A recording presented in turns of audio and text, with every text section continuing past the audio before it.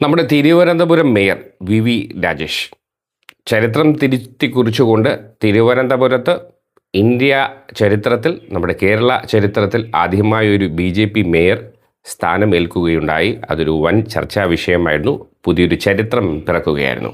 അപ്പോൾ ഈ ഓരോ ദിവസവും പുതിയ പുതിയ ചരിത്രങ്ങൾ സൃഷ്ടിക്കുകയാണ്. നമ്മുടെ ഈ അടുത്ത ദിവസം നമ്മുടെ സ്വന്തം ഓണത്തിന് സമൃദ്ധമായി എല്ലാവർക്കും ഓണക്കിറ്റ് മാത്രമല്ല നല്ലൊരു ഓണസദ്യയും ഒരുക്കി അദ്ദേഹം മാതൃകാ പുരുഷനായി. അഴിമതിയിൽ യാതൊരു വിട്ടുവീഴ്ചയുമില്ല എന്ന് തറപ്പിച്ച് പറയുകയാണ് അദ്ദേഹം. ഓണസദ്യ കഴിഞ്ഞ് കോർപ്പറേഷനിലെ എല്ലാ ജീവനക്കാർക്കും, മാധ്യമപ്രവർത്തകർക്ക് ഉൾപ്പെടെ അദ്ദേഹം ഓണക്കിറ്റ് വിതരണം ചെയ്തു. അതെല്ലാം കഴിഞ്ഞിട്ട് അദ്ദേഹം ഒരു വെടിക്കെട്ട് പ്രസംഗം നടത്തി. അതിൽ ഒരു ഏച്ചുകെട്ടുകളോ കള്ളത്തരങ്ങളോ ഇല്ല. ഹൃദയത്തിൽ നിന്ന് സ്വതസിദ്ധമായ ശൈലിയിൽ അദ്ദേഹം നടത്തിയ ആ ഒരു പ്രസംഗമാണ് ഇന്നത്തെ ചർച്ചാ വിഷയം. അദ്ദേഹത്തിൻ്റെ വാക്കുകളിലേക്ക്. കോർപ്പറേഷൻ്റെ secretary Shri Muhammad Shafi, superintending engineer Shri Sajeesh, health officer doctor Gopakumar, മറ്റ് ഇവിടെ പങ്കെടുത്തിരിക്കുന്ന പ്രിയപ്പെട്ട കൗൺസിലർമാർ, ഈ കോർപ്പറേഷൻ്റെ എല്ലാമായിട്ടുള്ള ജീവനക്കാരെ, മാധ്യമപ്രവർത്തകർ, എല്ലാവർക്കും നമസ്കാരം. ഞാൻ ഈ പരിപാടിയെക്കുറിച്ച് മാത്രം സംസാരിച്ചുകൊണ്ട് ചടങ്ങിലേക്ക് നമുക്ക് കടക്കാം. കാരണം പല സോണൽ ഓഫീസുകളിലും കഴിഞ്ഞ ദിവസം ഓണാഘോഷം, ഇന്നലെ ഔദ്യോഗിക കോർപ്പറേഷൻ്റെ മെയിൻ ഓഫീസിൽ ഓണാഘോഷമായിരുന്നു. എത്രയും പെട്ടെന്ന് തന്നെ പരിപാടി പൂർത്തിയാക്കി നിങ്ങൾക്കൊക്കെ തന്നെ ജോലി സ്ഥലത്തേക്ക് പോകേണ്ടതായിട്ടുണ്ട്. സോണൽ ഓഫീസുകളിലൊക്കെ ജോലി ചെയ്തുകൊണ്ടിരിക്കുന്ന പലർക്കും ഏറ്റവും പറഞ്ഞു ചിലരൊക്കെ 11 മണിയോടുകൂടി എത്തുള്ളൂ. അപ്പോൾ അവർ വരുമ്പോഴേക്കും അവർക്ക് ഇവിടെ വിതരണം ചെയ്യേണ്ടതായിട്ടുണ്ട്. അതുകൊണ്ട് ദീർഘമായി നടക്കുന്നില്ല. ഈ മേയർ കെയർ എന്നുള്ള പദ്ധതി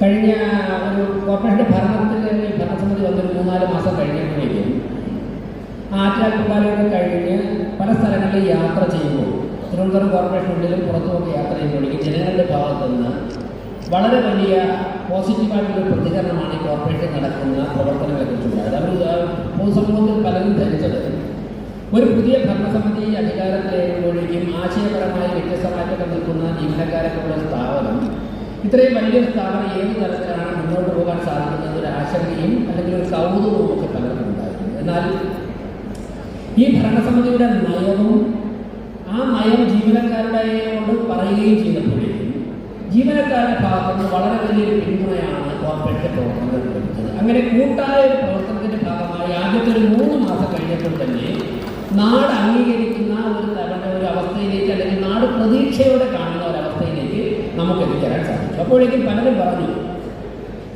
ഞങ്ങൾക്കും ഈ കോർപ്പറേഷൻ എന്തെങ്കിലും തന്നെ ഞങ്ങളുടേതായ സംഭാവനകൾ ചെയ്യണമെന്നുണ്ട്, ഞങ്ങൾക്കൊരു പ്രതീക്ഷ നഷ്ടപ്പെട്ട അവസ്ഥയായിരുന്നു, ഞങ്ങൾ സഹായിക്കാമെന്ന് പറഞ്ഞു.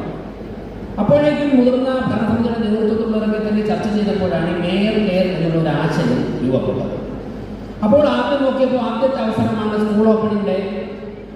ഈ സമയത്ത് ഞങ്ങളൊക്കെ പലരും തന്നെ ഗവൺമെൻറ് സ്കൂളിൽ പഠിച്ചവർ, ഞാൻ ഉൾപ്പെടെ പലരും ഗവൺമെൻറ് സ്കൂളിൽ പഠിച്ചവർ. നമുക്കറിയാം, ഞങ്ങളൊക്കെ തന്നെ സ്കൂൾ ക്ലാസ്സിൽ പഠിക്കുമ്പോൾ ഒരുപക്ഷെ നമുക്കൊക്കെ തന്നെ പുസ്തകമോ ബുക്കൊക്കെ ഉണ്ടായിരുന്നു. എന്നാൽ ചുറ്റുപാടും ഇരിക്കുന്ന നിരവധി ഒപ്പം പഠിക്കുന്നവർക്ക് പേനയില്ല, പെൻസിലില്ല, പുതിയ നോട്ട്ബുക്കില്ല, ബാഗില്ല, മഴയത്ത് കൂടെ ഇങ്ങനെയൊരു സാഹചര്യം ഫേസ് ചെയ്ത് വന്നവരാണ്.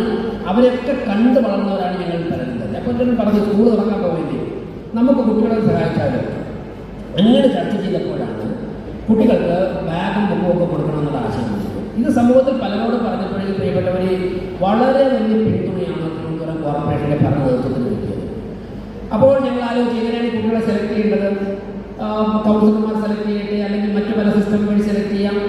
കൂട്ടായ തീരുമാനമെടുത്തു. ഇപ്പം നമുക്ക് അല്ലെങ്കിൽ പോകേണ്ട വിദ്യാഭ്യാസ വകുപ്പിനോട് പറയുക, ഒരു 5000 കുട്ടികളുടെ ലിസ്റ്റ് തരണം. തിരുവനന്തപുരം കോർപ്പറേഷനിലുള്ള 5000 കുട്ടികളുടെ ലിസ്റ്റ് തരിക. അവർ തരുന്ന ലിസ്റ്റ് അനുസരിച്ച് കൊടുക്കുക. സത്യത്തിൽ ലിസ്റ്റ് തന്നു.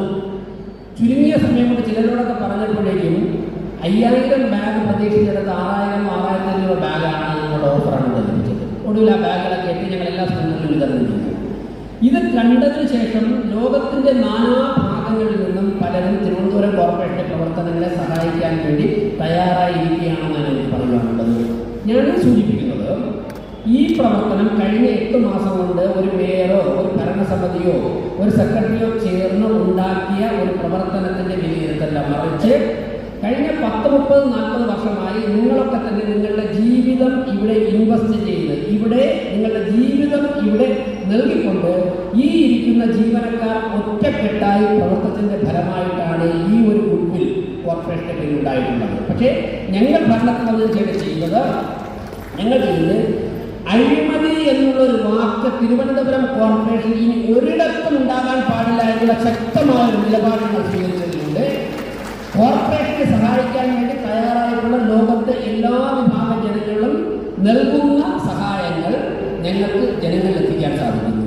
ഇത് ഭരണസമിതിയിൽ പെടുന്ന ഒരാളിൻ്റെയും പോക്കറ്റിലേക്ക് പോകരുത് എന്നുള്ള വാശിയുള്ള ഭരണസമിതിയാണ് ഈ ഭരണസമിതി. അതുകൊണ്ടാണ് ഞങ്ങൾക്ക് ഇത്തരത്തിലുള്ള നിലപാടുകൾ സ്വീകരിക്കാൻ സാധിക്കുന്നത്. ഇവിടെ ഇന്ന് ഞാൻ ഇന്നലെ ഇന്നത്തെ പരിപാടിയെക്കുറിച്ച് സോഷ്യൽ മീഡിയയിൽ പോസ്റ്റ് ചെയ്തപ്പോൾ പലരും ചോദിച്ചു, ഇത് മറ്റ് പലർക്കും കൊടുത്താൽ പോലെ ഇവിടെ ഇതെല്ലാം ശമ്പളം വാങ്ങുന്നവരല്ലേ എന്ന് ചോദിച്ചു. ഈ ജീവനക്കാരെല്ലാം ശമ്പളം വാങ്ങുന്നവരല്ലേ എന്ന് ചില ചോദ്യങ്ങൾ ചോദിച്ചു. അവരോട് ഞാൻ പറയാൻ ഉദ്ദേശിക്കുന്നത്, ശരിയായിരിക്കാം, നിങ്ങൾ പറഞ്ഞൊരു വശത്ത് ന്യായം ഉണ്ടായിരിക്കാം. പക്ഷേ ഈ ഭരണസമിതി മുന്നിൽ കാണുന്നത് ഒരു കോർപ്പറേഷൻ എന്ന് പറയുമ്പോഴേക്കും അവിടെ കാണുന്ന ഒരു കെട്ടിടമോ കാറിൽ പോകുന്ന കുറച്ച് ഭരണാധികാരികളോ അല്ല. ഈ കോർപ്പറേഷൻ എന്ന് പറഞ്ഞാൽ ഇവിടത്തെ ആയിരക്കണക്കിന് ജീവനക്കാരും ഇവിടത്തെ 101 ജനപ്രതിനിധികളും ഒരുമിച്ച് അധ്വാനിക്കുമ്പോഴാണ് ഒരു കോർപ്പറേഷന്റെ ഭരണത്തിലുള്ള റിസൾട്ട് ഉണ്ടാകുന്നത് എന്നുള്ളതാണ്. ഇവിടെയുള്ള ജീവനക്കാർക്കും കൗൺസിലർമാർക്കും സന്തോഷം വന്നു കഴിഞ്ഞാലും വിഷമം വന്നു കഴിഞ്ഞാലും ഒരുമിച്ച് നിൽക്കുവാനുള്ള ഒരു മാനസികാവസ്ഥ ഉണ്ടാകുമ്പോഴാണ് നമ്മുടെ കോർപ്പറേഷൻ ഈ രാജ്യത്തിലെ തന്നെ ഏറ്റവും മികച്ച കോർപ്പറേഷനായി മാറുന്നത്. ഇന്ന് ഞാനിപ്പോൾ പറഞ്ഞത് ഡോഗ് സ്ക്വാഡിൽ പെട്ടവർക്കായിരിക്കണം ആദ്യം ഇത് കൊടുത്തു തുടങ്ങുന്നത് എന്നുള്ളൊരാഗ്രഹം മേയറെന്നുള്ളത് എനിക്കുണ്ട്. കാരണം ഞാൻ മേയറാകുന്നതിൻ്റെ കാരണവും അല്ലെങ്കിൽ കോർപ്പറേഷൻ ഭരണത്തിന്റെ കാരണവും ഒന്ന് തെരുവുനായി നിയന്ത്രിക്കുന്നത് പറഞ്ഞതുകൊണ്ടാണ്. ഞങ്ങൾ സത്യപ്രതിജ്ഞ 24 മണിക്കൂറിനകം അന്നത്തെ സെക്രട്ടറി ജഹാംഗീറിനോട് ഈ വേദന പറഞ്ഞു. പ്രസംഗത്തിൽ പറഞ്ഞതാണ് എന്തെങ്കിലും പരിഹരിച്ചേ ഉള്ളൂ. അപ്പൊ തന്നെ സെക്രട്ടറി ചില സൊല്യൂഷൻ പറയുകയും ഞങ്ങൾ ചർച്ച നടത്തി അംഗീകരിക്കുകയും ചെയ്തപ്പോഴേക്കും ഡോക്ടർ ശ്രീരാജിന്റെ നേതൃത്വത്തിൽ നമ്മൾ ഡോഗ് സ്ക്വാഡ് പിറ്റേ ദിവസം തന്നെ രംഗത്തിറക്കി. അന്ന് അവർ ഇറങ്ങി തെരുവുനായ്ക്കളെ നിയന്ത്രിക്കുവാനും അതിനെ ഷെൽട്ടർ ചെയ്യാനും സാധിച്ചതിന്റെ അടിസ്ഥാനത്തിലാണ് ഞാൻ യാതൊരു മറവുമില്ലാതെ പറയട്ടെ ഈ ഭരണസമിതിക്ക് ആദ്യത്തെ ചുവട് മുന്നോട്ട് വയ്ക്കാൻ സാധിച്ചത് എന്നുള്ളത് കൊണ്ട് തന്നെ അവർക്ക് ഏറ്റവും പ്രാധാന്യം ആദ്യം തന്നെ കൊടുക്കണമെന്ന് ഞാൻ പറഞ്ഞു. ഞാനതൊക്കെ തുറന്ന് പറയുകയാണ്. അതോടൊപ്പം തന്നെ ശുചീകരണ തൊഴിലാളികൾ ആറ്റുകാൽ പൊങ്കാല വന്നപ്പോഴേക്കും പലരും പറഞ്ഞു ഭരണപരിചയമില്ലാത്തവരാണ്, ആറ്റുകാൽ പൊങ്കാല കഴിയുമ്പോൾ എന്തായിരിക്കും അവസ്ഥ. ഞാൻ നിങ്ങളോട് അഭിമാനത്തോടെ പറയട്ടെ, ഇവിടുത്തെ ജീവനക്കാരെ മുഴുവനും ചേർത്ത് പിടിച്ചുകൊണ്ട് ഞാൻ പറയുന്നു, 8 മണി കഴിഞ്ഞപ്പോഴേക്കും പ്രധാനപ്പെട്ട എല്ലാ റോഡുകളിലെയും മാലിന്യം മാറ്റാൻ വേണ്ടി നമുക്ക് ഒരുമിച്ച് സാധിച്ചു. പിന്നെ ക്യാമറയും കൊണ്ട് പറയാൻ നടന്നു കഴിഞ്ഞാൽ ഏതെങ്കിലും മുഖംപോലും എന്തെങ്കിലും ആറ്റാൽ പൊങ്കാല വേണമെന്നില്ല. കഴിഞ്ഞ കാലങ്ങളിൽ ഞങ്ങൾ ക്യാമറ കൊണ്ട് അങ്ങനെ പറയാൻ പോയിട്ടില്ല. അതുകൊണ്ട് അതെടുത്ത് കൊടുക്കാനും പറ്റിയിട്ടില്ല. കാരണം ഒരു 10-20 ലക്ഷം പേര് വന്നിട്ട് പൊങ്കാലയിട്ട് പോയിട്ട് അവർ തിരിച്ചുപോയി ആ പരിപാടി ഭംഗിയായിട്ട് സമാപിച്ചാൽ പിറ്റേ ദിവസം രാവിലെ മുതൽ ക്യാമറയും കൊണ്ട് നാട് മൊത്തം പറഞ്ഞ് അവിടെ ചവറെന്ന് പറഞ്ഞുകൊണ്ട് അതിന് നെഗറ്റീവ് വൽക്കരിക്കുന്ന സംസ്കാരത്തിലേക്ക് പോകാത്തതുകൊണ്ട് ഞങ്ങളത് പോയിട്ടില്ല, ഞങ്ങളത് കിടക്കുന്നില്ല. അപ്പോൾ അങ്ങനെ നമുക്ക് സാധിച്ചു. അപ്പോൾ ഇവിടുത്തെ ഓരോരോ ജീവനക്കാരനും ഒരുമിച്ച് നിൽക്കുമ്പോഴാണ് നമുക്ക് മുന്നോട്ട് പോകാൻ സാധിക്കുന്നത്. ഇന്നിവിടെ ഹരിതകർമ്മ സേനയുടെ പലരും ചോദിച്ചു, ഹരിതകർമ്മ സേന ഒരുപാട് അംഗങ്ങളില്ല, ഞാൻ പറഞ്ഞ അവരെയും ചെയ്യണം. ഞങ്ങൾ പറഞ്ഞു അവരെയും കൂട്ടണം. HRDC ഇന്നലെ ചിലരോട് ചോദിച്ചപ്പോഴേക്കും അവർ അറിയിച്ചില്ല എന്ന് പറഞ്ഞാൽ അപ്പോൾ ഞാൻ അപ്പം തന്നെ ഡയറക്ടറെ വിളിച്ചു, അവർ പങ്കെടുക്കണം. അതുപോലെ തന്നെ മറ്റൊരു കാര്യം കൂടി പറഞ്ഞു, 2 ദിവസം പത്രസമ്മേളനം നടന്നപ്പോഴേക്കും മാധ്യമപ്രവർത്തകർ ചോദിച്ചു ഓണക്കോടി ഉണ്ടാകുന്നു. ഞാൻ സന്തോഷത്തോടെ പറയട്ടെ, ഇന്ന് വന്ന മുഴുവൻ മാധ്യമപ്രവർത്തകർക്ക് ഓണക്കോടിയും ഓണക്കിറ്റും തിരുവനന്തപുരം കോർപ്പറേഷനിലെ ഞങ്ങളുടെ ജീവനക്കാർക്ക് കൊടുക്കുമ്പോഴേക്കും കൊടുക്കണമെന്നുള്ളതാണ് ഞങ്ങൾ തീരുമാനിച്ചിരിക്കുന്നത്. കാരണം മാധ്യമപ്രവർത്തകർ കോർപ്പറേഷനെ ഒരുപാട് പിന്തുണയ്ക്കുന്നുണ്ട്, ശക്തമായിട്ട് വിമർശിക്കുന്നുമുണ്ട്. ഒരു ജനാധിപത്യ സിസ്റ്റത്തിൽ നിങ്ങളുടെ വിമർശനം നിങ്ങൾക്ക് കരുത്താണ്. കോർപ്പറേഷൻ അത് ചെയ്യുന്നില്ല, ഇത് ചെയ്യുന്നില്ല, കോർപ്പറേഷൻ അവിടെ ഭരണസ്തംഭനമാണ് എന്നുള്ള വിമർശനങ്ങൾ നിങ്ങൾ നടത്തുമ്പോഴേക്കും ഞങ്ങൾ അസ്വസ്ഥമാവുന്നില്ല. ഞങ്ങൾ പുഞ്ചിരിയോടെ വിമർശനങ്ങൾ കാതലുണ്ടോ എന്ന് പരിശോധിക്കുമ്പോൾ നിങ്ങളുടെ തിരുത്തലുകൾക്ക് ഞങ്ങൾക്ക് ആവശ്യമാണ് എന്നുള്ളതുകൊണ്ട് ഞങ്ങളോടൊപ്പം നിങ്ങളും ഓണം ആഘോഷിക്കണമെന്നുള്ള ഞങ്ങളുടെ ആഗ്രഹമുണ്ട്. ഇന്ന് എന്തൊക്കെയാണോ ഞങ്ങൾക്ക് ലഭിക്കുന്നത് അതൊക്കെ തന്നെ മാധ്യമപ്രവർത്തകർക്കും ലഭിക്കുവാൻ വേണ്ടിയിട്ട് തീരുമാനിച്ചിരിക്കുകയാണ്. ഇവിടെ ഞാനൊരു കാര്യം പറയാം, ഇതൊന്നുമല്ല നമ്മുടെ കപ്പാസിറ്റി. 5000 ബാഗോ 4000 കിറ്റോ കൊടുക്കാൻ പറ്റുന്നതൊന്നുമല്ല Thiruvananthapuram corporation capacity. Thiruvananthapuram corporation എന്ന് പറഞ്ഞാൽ ഇന്ത്യയിലെ അല്ല ലോകത്തിലെ തന്നെ ഏറ്റവും കൂടുതൽ സാധ്യതയുള്ള കോർപ്പറേഷനാണ് എന്നുള്ള കാര്യം നിങ്ങളൊക്കെ തന്നെ മനസ്സിലാക്കണം.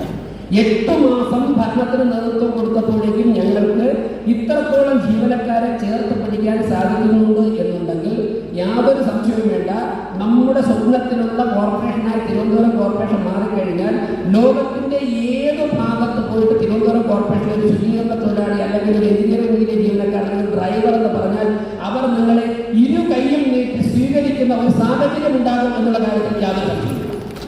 ഞാൻ പലയിടത്തും യാത്ര ചെയ്യുന്നു, ഞാൻ പല സ്ഥലങ്ങളിൽ യാത്ര ചെയ്യുമ്പോഴേക്കും തിരുവനന്തപുരം കോർപ്പറേഷനിൽ ഇന്ന് ഉണ്ടായിരിക്കുന്ന അംഗീകാരം സത്യത്തിൽ നിങ്ങളെ പറഞ്ഞറിയിക്കാൻ കഴിയുന്നതിനപ്പുറമാണ്. അത്രത്തോളം സാധ്യതയിലേക്കാണ് നമ്മൾ കടന്നു പോകുന്നത്.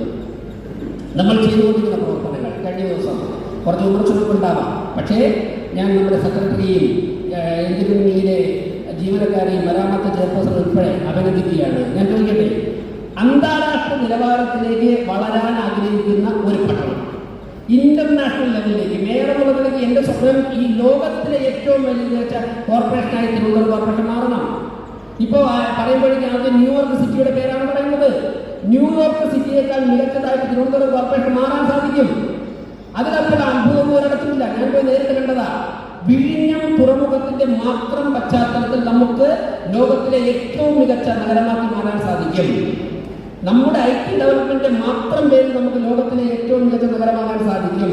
ഞാനൊരു കാര്യം പറയട്ടെ, കഴിഞ്ഞ ദിവസം ഞാൻ US പോയിട്ട് വന്നതിൻ്റെ 10 ദിവസം പിന്നിടുന്നതിന് മുൻപ് അമേരിക്കയിലെ ഏറ്റവും മികച്ച എഞ്ചിനീയർമാരിൽ ഒരാൾ തിരുവനന്തപുരത്ത് വന്ന് നമ്മുടെ കോർപ്പറേഷൻ സെക്രട്ടറിയുമായിട്ട് നമ്മുടെ ഭരണത്തിൽ അവർ സഹായിക്കുന്നതിനെ കുറിച്ച് ചർച്ച ചെയ്താൽ പോയത് 2 ദിവസങ്ങളിൽ. ഒരു ദിവസം അദ്ദേഹം നേരിട്ടെത്തി, കോർപ്പറേഷൻ സെക്രട്ടറിയുമായിട്ട് അദ്ദേഹം വിശദമായിട്ട് ചർച്ച ചെയ്തു, സെക്രട്ടറി നമ്മുടെ ടീമായി. രണ്ടാമത്തെ ദിവസം അദ്ദേഹത്തിന്റെ ടെക്നിക്കൽ ഓഫീസർ നടത്തി രാവിലെ 11 മണി മുതൽ ഏകദേശം 1 മണി വരെ അവർ വിശദമായ ചർച്ച നടത്തി. അവരോട് ഞാൻ സംസാരിച്ചു, നമ്മുടെ സെക്രട്ടറി ഉൾപ്പെടെയോട് സംസാരിച്ചു. അവർ പറഞ്ഞ തൃപ്തരാണ്, നമുക്ക് സഹായം എല്ലാ ഭാഗത്തും കിട്ടാൻ തയ്യാറാണ്. പക്ഷേ അങ്ങനെ വരുമ്പോഴേക്കും ഇവിടുത്തെ നിയമങ്ങൾ പാലിക്കാൻ വേണ്ടി ജനങ്ങൾ തയ്യാറാകണം. ജനങ്ങളെ കൊണ്ട് നിയമങ്ങൾ പാലിപ്പിക്കാൻ വേണ്ടി ഉദ്യോഗസ്ഥർ തയ്യാറാകണം. അന്താരാഷ്ട്ര നിലവാരത്തിലേക്ക് വളരാൻ ആഗ്രഹിക്കുന്ന ഒരു പട്ടണത്തിൽ റോഡിന്റെ വക്കിലേക്ക് അല്ലെങ്കിൽ നടപ്പാതയുടെ വക്കിലേക്ക് വെള്ളം ഒഴുകാൻ പറ്റാതെ അല്ലെങ്കിൽ വാഹനം പോകാൻ പറ്റാതെ ഇല്ലീഗൽ കൺസ്ട്രക്ഷൻ നടത്തുന്ന ആരെങ്കിലും ഉണ്ടെങ്കിൽ ശക്തമായ നടപടി സ്വീകരിക്കുമായിട്ട് നഗരസഭ മുന്നോട്ട് പോകുമ്പോഴേക്കും ഇവിടുത്തെ ജീവനക്കാരെ സമൂഹം ഞങ്ങളോടൊപ്പം ഉണ്ടാകണം. ഞാൻ പോകട്ടെ, ഇടുങ്ങിയ തെരുവുകളും മാലിന്യം വലിച്ചെറിയുന്ന നടപ്പാതകളും വാഹനം കടന്നു പോകാൻ പറ്റാത്ത സ്ഥലങ്ങളും വെള്ളക്കെട്ട് ഉള്ള നഗരങ്ങളുമായിട്ടുള്ള സ്ഥലത്തേക്ക് ഇന്റർനാഷണൽ ലെവലിൽ ആൾക്കാർ വരുമോ? വരില്ല. നിങ്ങളെ ഞങ്ങൾ ചേർത്ത് പിടിക്കുന്നത് നിയമം നടപ്പിലാക്കുവാൻ വേണ്ടി ഈ ഭരണസമിതിയോടൊപ്പം നിൽക്കുവാനാണ്. തീർച്ചയായിട്ടും ഞാൻ ദീർഘിപ്പിക്കുന്നില്ല. നമുക്ക് ഒരുമിച്ച് ഒരുപാട് കാര്യങ്ങൾ ഇനിയും ചെയ്യേണ്ടതായിട്ടുണ്ട്. ഇവിടെ ഈ ഓണാഘോഷം നടത്തുമ്പോഴേക്കും ഇന്നലെ ഓണസദ്യയും ഒരുമിച്ച് ഓണക്കളികളും ഓണപ്പാട്ട് മത്സരമൊക്കെ ആയിട്ട് മുന്നോട്ട് പോയി. എല്ലാ മുന്നണിയിൽപ്പെട്ട കൗൺസിലർമാരൊക്കെ വന്നിട്ടുണ്ട്. ഇന്ന് ഓരോരുത്തരും അവരുടെ വാർത്തയും പരിപാടിയൊക്കെയാണെന്ന് പറഞ്ഞിരുന്നു. ഈ ഓണം ആഘോഷിച്ച് ഇന്നിവിടെ പിരിയുമ്പോഴേക്കും തീർച്ചയായിട്ടും ഞാനൊരു കാര്യം പറയാം, നിങ്ങൾക്ക് തരുന്ന അതേ വസ്ത്രം തന്നെയാണ് തിരുവോണത്തിന് ഞാൻ കൊടുക്കാൻ പോകുന്നത്. ഇവിടുത്തെ ജീവനക്കാർക്ക് തരുന്ന അതേ വസ്ത്രം തന്നെയാണ് സെക്രട്ടറി കൊടുക്കാൻ പോകുന്നത്. അത്തരത്തിൽ ഒരുമിച്ച് ഈ ഭരണസമിതി മുഴുവൻ ജനങ്ങളെയും കണ്ടുകൊണ്ട് ഈ മേയർ കെയർ പദ്ധതിയുമായിട്ട് മുന്നോട്ട് പോകുമ്പോഴേക്കും ഈ പദ്ധതിയോട് സഹകരിച്ച എല്ലാവരോടും നന്ദി പറയുന്നു. ഒരുപാട് പേർ ഞങ്ങളെ സഹായിച്ചിട്ടുണ്ട്. നിങ്ങൾക്ക് തലയുയർത്തി പറയാം, ഒരു ചോദ്യം നമ്മളോടൊക്കെ വരാൻ സാധ്യത ഉണ്ടായിരുന്നു. അതായത് കോർപ്പറേഷന്റെ പണമെടുത്തല്ലേ ഈ ചെയ്യുന്നത് എന്ന്. നിങ്ങൾക്ക് അഭിമാനത്തോടെ പറയാം, തിരുവനന്തപുരം കോർപ്പറേഷൻ മേയർ കെയർ പദ്ധതി നടപ്പിലാക്കുമ്പോൾ 1 രൂപ പോലും കോർപ്പറേഷന്റെ പ്ലാൻ ഫണ്ടിൽ നിന്നോ ഓൺ ഫണ്ടിൽ നിന്നോ തൊടുന്നില്ല എന്നുള്ള കാര്യം നിങ്ങൾക്ക് അന്തസ്സോടെ അഭിമാനത്തോടെ ലോകത്തിന്റെ മുന്നിൽ പറയാം. ഇന്നലെ നടന്ന ഓണാഘോഷം കോർപ്പറേഷന്റെ പ്ലാൻ ഫണ്ടിൽ നിന്നോ ഓൺ ഫണ്ടിൽ നിന്നോ 1 രൂപ പോലും എടുക്കുന്നില്ല, 1 രൂപ പോലും തൊട്ടിട്ടില്ല. മാത്രമല്ല, ഒരു വ്യക്തിയിൽ നിന്നും കൗൺസിലർമാരെന്നോ ജീവനക്കാരെന്നോ ഒരു കാരണവശാലും 1 രൂപ പോലും പിരിവെടുക്കാതെയാണ്, കളക്ഷൻ എടുക്കാതെയാണ് ഇന്നത്തെ ഓണാഘോഷം കൂടി നടത്തിയത്. ഇനിയും അങ്ങനെ ആയിരിക്കും എന്നുള്ള കാര്യത്തിൽ യാതൊരു സംശയവുമില്ല. അത്രത്തോളം ജനങ്ങൾ നമ്മളെ സഹായിക്കാൻ തയ്യാറാണ്. അതുകൊണ്ട് തന്നെ നമ്മെ സഹായിക്കാൻ തയ്യാറായിട്ടുള്ളവരുടെ ഭാഗത്തു നിന്നാണ് നമുക്ക് ഈ ഹെൽപ്പ് കിട്ടിയത്. ഇത് ഞങ്ങൾക്ക് കിട്ടിയ എല്ലാ സഹായവും ഞങ്ങൾ ജീവനക്കാരിലേക്ക് വിതരണം ചെയ്യുകയാണ്.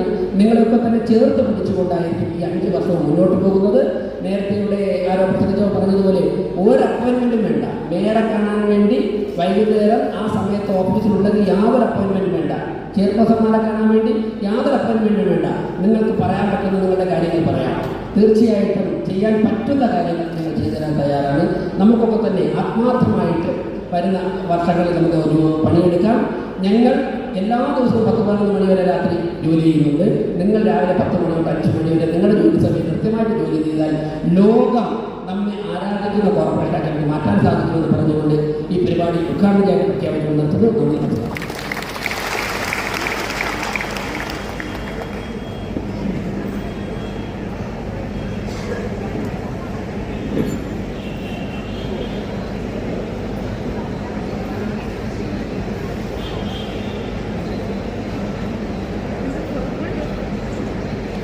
BJPയുടെ തീരുമാനം ശരിയായിരുന്നു എന്നാണ് ഇതുവരെ തെളിഞ്ഞിരിക്കുന്നത്. ശ്രീലേഖ IPSനെ മുൻനിർത്തിയായിരുന്നു, മേയറുടെ സ്ഥാനത്ത് മുൻനിർത്തിയായിരുന്നു ഇലക്ഷൻ പ്രചരണമെങ്കിലും കൃത്യമായി VV രാജേഷിനെ തന്നെ മേയറാക്കി. അത് 100% ശരിയായിരിക്കുന്നു എന്നതാണ് ഇവിടുത്തെ ആ ഒരു യാഥാർത്ഥ്യം. എന്തായാലും ആ ഒരു ദീർഘവീക്ഷണം, BJPയുടെ ആ ദീർഘവീക്ഷണം ഇവിടെ 100% ശരിയായിരിക്കുന്നു. നമ്മുടെ VV രാജേഷ് മേയർ, തിരുവനന്തപുരം മേയർക്ക് ഇനിയും നല്ല കാര്യങ്ങൾ ചെയ്യാൻ കഴിയട്ടെ എന്ന് പ്രത്യാശിക്കുന്നു. ഒപ്പം മറ്റൊരു ചെറിയ മുന്നറിയിപ്പ് കൂടി, സ്വന്തം പാളയത്തിൽ നിന്നും എതിരാളികളിൽ നിന്നുമൊക്കെ അദ്ദേഹത്തിന് ഒരുപാട് ഒളിയമ്പുകളുണ്ട്. അദ്ദേഹം അതൊന്ന് സൂക്ഷിച്ചാൽ കൊള്ളാം. എന്തായാലും BD സതീശനെ പോലെ, VV രാജേഷിനെ പോലെ, ഇങ്ങനെ പോലെ എന്ന് പറയാൻ നമ്മളെ കേരളത്തിൽ ഒരുപാട് മുഖങ്ങൾ ഉണ്ടാകട്ടെ എന്ന് പ്രത്യാശിച്ചുകൊണ്ട് പ്രാർത്ഥിച്ചുകൊണ്ട് മറ്റൊരു വാർത്തയുമായി നമുക്ക് വേഗം കണ്ടുമുട്ടേണ്ടതുണ്ട്. അതുവരെ എല്ലാവർക്കും നല്ലൊരു ദിവസം ആശംസിക്കുന്നു. Good luck.